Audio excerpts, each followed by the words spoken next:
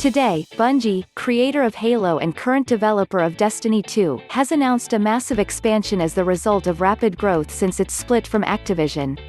A press release out today cites a number of coming changes to Bungie, all of them seeming to be good news for both the company and fans of its games.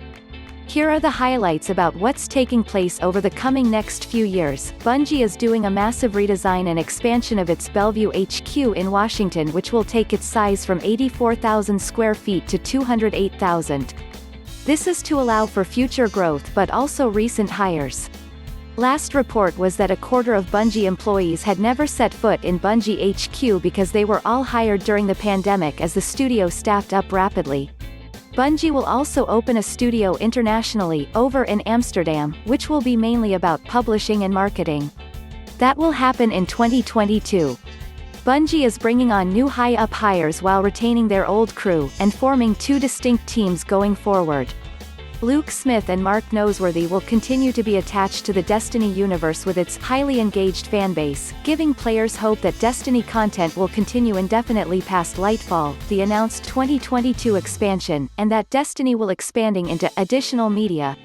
From the release, it sounds like Destiny 2 general manager Justin Truman may take Noseworthy's old role, with assistant game director Joe Blackburn taking over Luke's at some point. Still working to confirm that, as Blackburn was not named in the release, and that may still be in the works. They are also forming separate teams for its new incubation projects, though none are officially announced here. They plan to release their first non-Destiny IP before 2025, so we are talking long-term plans here. They say, at least one new IP before then. Under a section called, Bungie Welcomes Entertainment and Media Expertise to Board of Directors, they announced the addition of Pamela Kaufman, President of Global Consumer Products for ViacomCBS, to the board. No specific projects are mentioned, but it's clear Bungie is looking to bring its IPs, Destiny, most obviously, to non-games media like TV or film. There is always some trepidation about how Bungie is doing with its somewhat shrinking Destiny player count over time, and yet the game is still very large and features an active fanbase that is clearly spending enough on expansions, seasons and Eververse transactions to partially fund this. Bungie has also gotten outside investment as well, like $100 million from NetEase back in June 2018.